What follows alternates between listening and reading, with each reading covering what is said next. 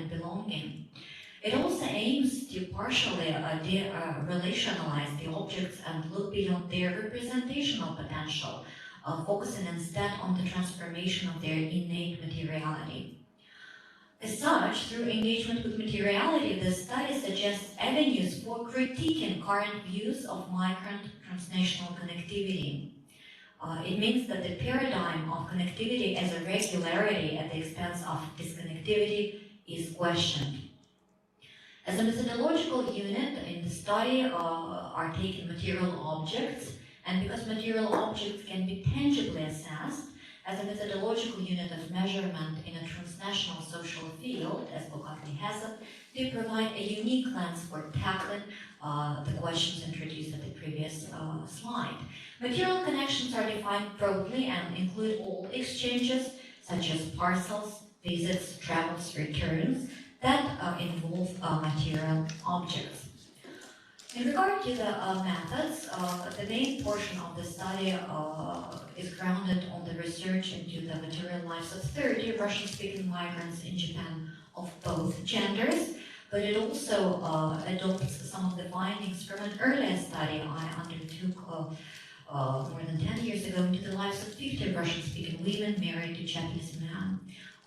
This is made with an aim to actually trace the changes in the connectivity or disconnectivity of the Russian-speaking community from a longitudinal perspective.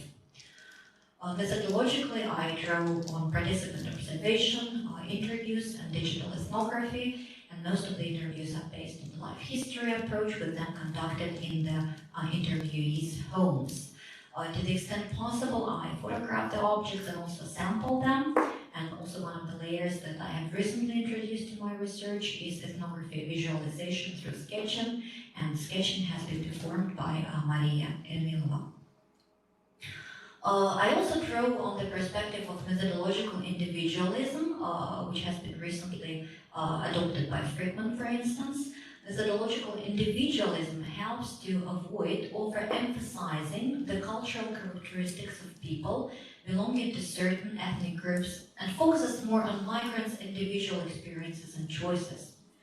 It also aids in considering why transnationalism, with its emphasis on the nation-state phenomenon, albeit transcendent, should not be regarded as a universal analytical lens for examining migrant connections. I divide the previous literature into two blocks, the first one devoted to the objects and the second one devoted to critique of transnationalism. So in regard to the traveling objects, meaning the objects that cross borders and are exchanged between migrants and their stay-behinds, there have been several perspectives in relation to those. One of the block of research is dedicated to migration types and how, for instance, migrants in forced migration or in situation of displacement or undocumented migrants deal and handle various objects. Distinct communities and diasporas have also received their share of attention, and those related to today's paper have started being addressed in the literature, such as Russian-speaking migrants worldwide or Ukrainian migrants. Certain theories have been successfully applied to the understanding of material objects in migration, such as affect theory, for instance.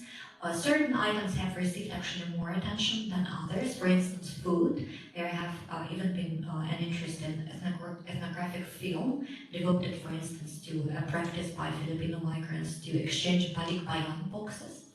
And finally, the last block would be on spiritualities, where authors talk about how objects that are exchanged across borders become carriers of various spiritual underpinnings. However, if we combine all of these findings, most of them emphasize continuity in the relations between migrants, also between generations of migrants, and between the migrants and their stay-behinds. They also view objects as devices that could be used for future mapping, for predicting or foreseeing or dreaming about one's future. And finally, they also put emphasis on the ties which are kept between migrants and their stay-behinds. And only a few studies actually mention about various tensions that happen between migrants and their stay-behinds when material objects are involved. A few citations would help put this conceptualization into perspective. So Hannum and Burrell say, for instance, that objects play a definitive role in helping migrants and their families sustaining bonds in transnational families. And Yulinevska and Protasova say that objects are semiotic storehouses, revealing their owner's past and present, as well as aspirations for the future. So these outcomes picture the following image of a migrant as very strongly and densely embedded in transnational flows of various things. A migrant has a suitcase ready, and when he or she goes back to their home country, they take things with them, and they also receive things from their families behind.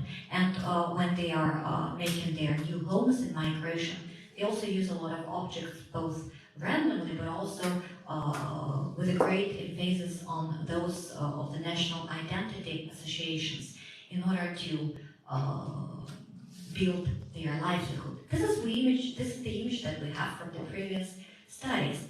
However, does really every migrant necessarily like this? Is every migrant really surrounded themselves by objects and sustaining close connections with their families behind their families in their home countries?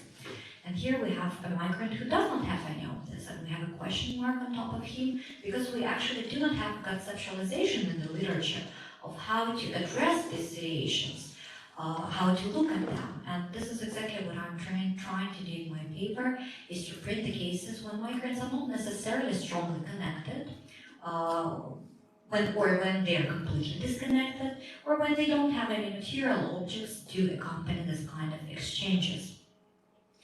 The second block of the literature is devoted to migrant connections and disconnections in a transnational framework, and I have chosen the works that have already attempted to provide some critique to a transnational framework. For instance, one of the research would be by Roger Waldinger, who talks about cross-border connections. And he says that migrants are constantly in between, they are constantly in a situation between immigration and immigration that results in them being constantly under pressure, constantly experiencing tension. So Waldinger divides connected migrants, those who keep in touch very actively, and bordered migrants, well-integrated, incorporated migrants who do not keep in touch. This is his conceptualization.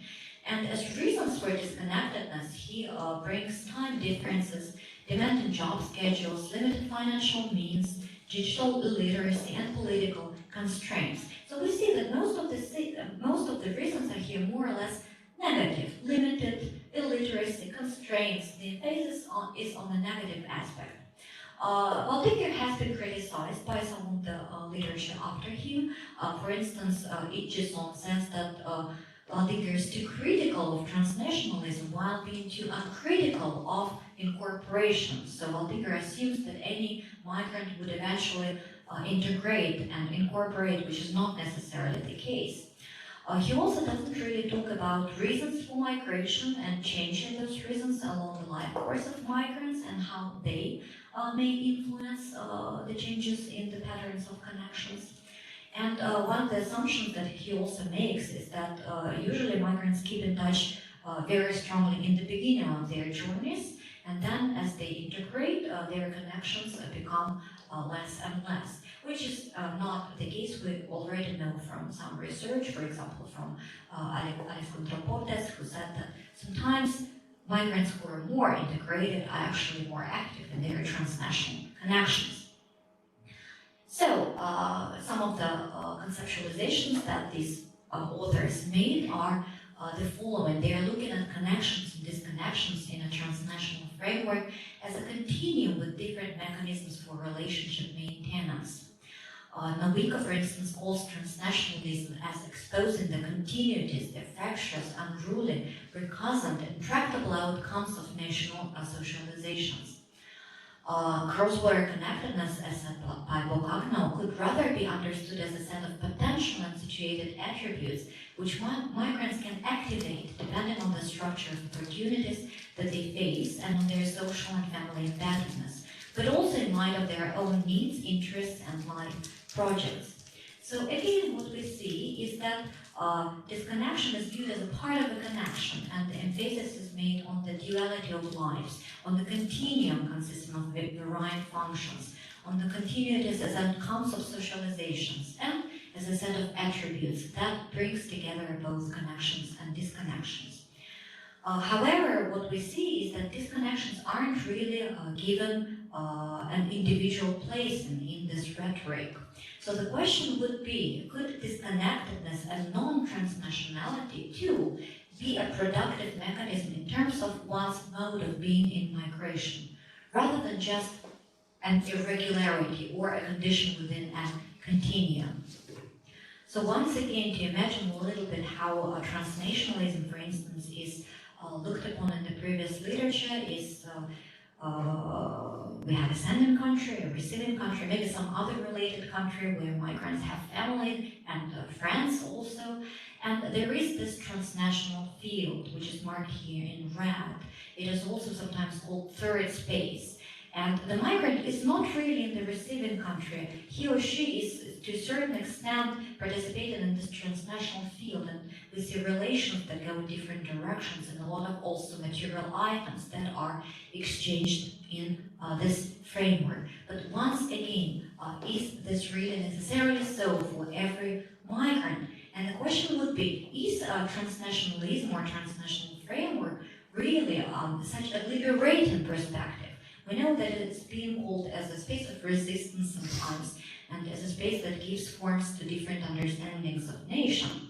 However, I argue that the migrant in betweenness, celebrated in earlier studies, can in fact be understood as bounded by the outer borders of the region and host countries, and representing another type of boundedness in itself, also undesired by migrants. So transnationalism is not a free state of being. It is also a state of being that's contingent on the host country, contingent on the sending country, and maybe some other third country that is related to the experience of migrants. What if a migrant wants to go outside of this framework, wants to be conceptualized outside of this framework? And here I turn to my ethnographic study. First of all, I will explain a little bit about the state of disconnectivity or connectivity of the Russian-speaking migrants. 20 years ago, most of them used telephone cards, which have been replaced by mobile applications. At first, many sent letters, which have been replaced by messengers on social network sites. At first, migrants would receive spontaneous information about their loved ones, and vice versa through migrant networks, through the word of mouth. However, recently, this kind of spontaneous, up-to-date, keeping in touch, have been replaced by viewing each other's profiles, viewing each other's pages on social networks. Remittances have been present. However, there have been discrepancies depending on where the migrant is coming from, whether it's Russia, Ukraine, Uzbekistan, Kyrgyz Republic. However, they have been irregular comparing to the remittances, for example, in the Filipino community. And very often there have been cases when the remittances would actually flow not from the host country to the sending country, but vice versa. So the migrants' families and the migrants' friends sometimes would send money to the migrants in their receiving destinations. Visits have also been associated with various discrepancies due to different origins. As we know, flying to the Russian Far East would be 2-3 hours, and flying to Belarus would be 10-12 hours. However, of course, and this is something about which Victoria Kim already talked about in her presentation, the influence of pandemic and later war have been great.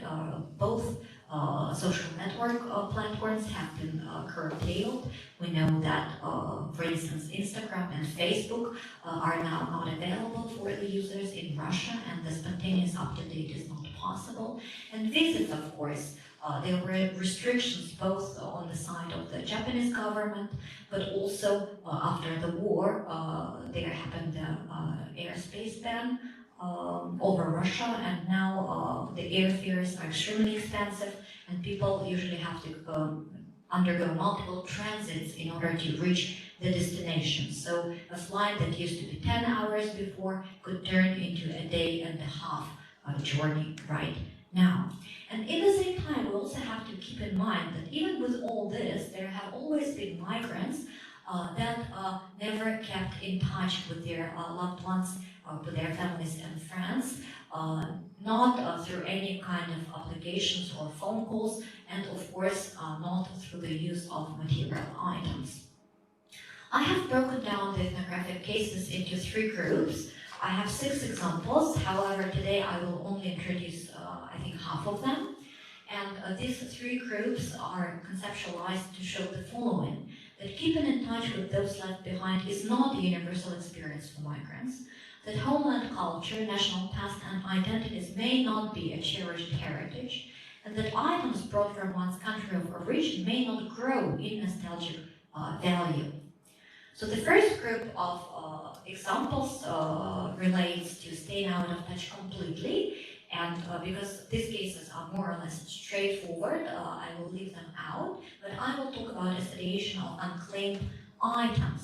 And a general assumption in the literature and also in the public discourse about migrants is that as long as there is a package that has to reach a migrant, this package is really wanted and waited for. However, there have been many cases when this is not necessarily the case. This informant, Vika, age 38, says, "I'm very busy with work, and all I want when I'm not working is just to hide under the blanket and sleep. So I always tell my mom on the phone to never send anything. I just do not have any energy to deal with it, and I do not know if she got lonely or anything, but she did send me some stuff after all. And I kept it in my head for a few days around the time that the package had to arrive, but then went on a business trip, and when I was back, it turns out they already sent the package back to Russia. I felt bad, but all I could think of is saying, 'I told you so.'"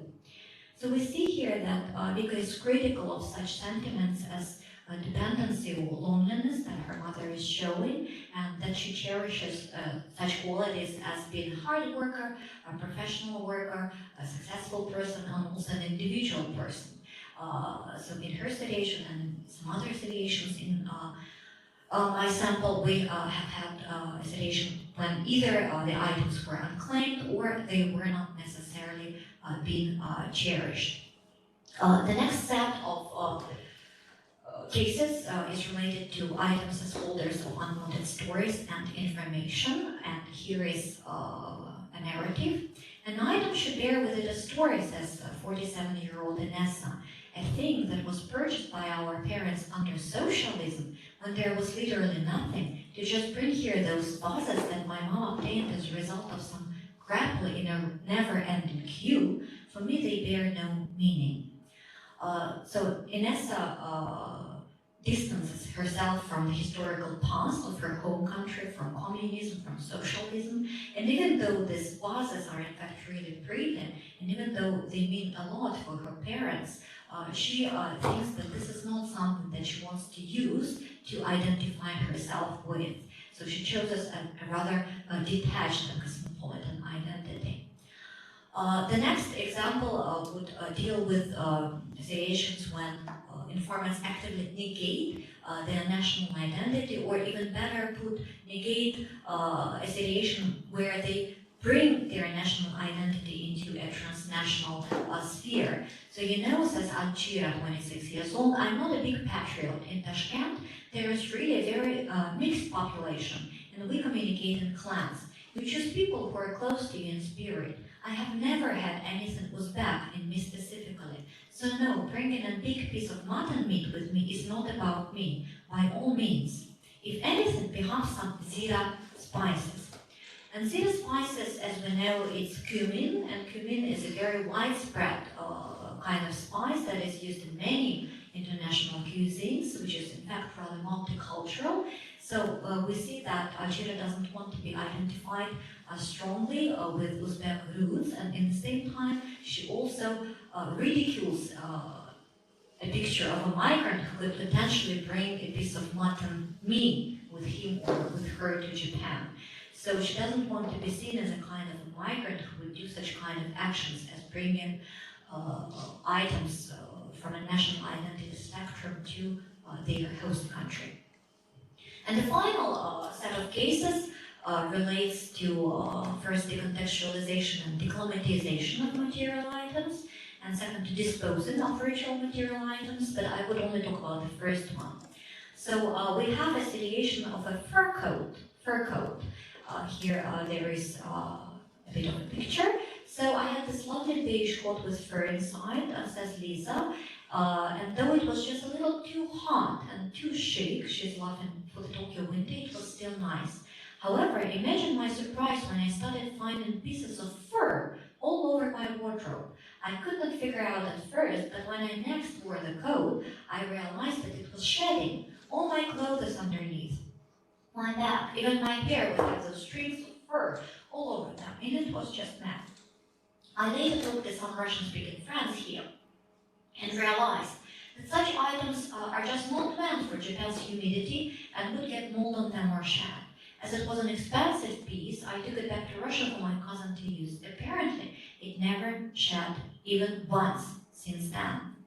So here we have a situation that not only Lisa is actually re-evaluating the item from a perspective of climate and from a perspective of fashion. She thinks it's a little bit too exotic, too chic for Tokyo, even though she could easily use it back in Russia. The item itself is also resistant to transnationalization. So the item itself, its materiality is actually changing because it's not meant for the climate, the humid climate. So it starts shedding, it gets decontextualized and declimatized. And here we have a little bit of a picture here. Imagine here where the coat resists being brought to Japan. It sheds, and the coat itself actually wants to go home. So the summary of the presentation of the study is as follows. Material objects in the lives of migrants have been analyzed with a focus on instances of various forms of disconnectedness and the meaning of disconnectedness in terms of identity and belonging. Attempt has been made to normalize the usually overlooked state of keeping out of touch and the moments of absences and disruptions seen through material objects. The cases that have been put together are those of material items being unclaimed, as holders of unwanted stories and information, as containers of negated identities, as things undergoing profound decontextualization upon border crossing, and finally as objects disposed of to mark ruptures and achieve closure. This is the case that I have not presented during the talk today.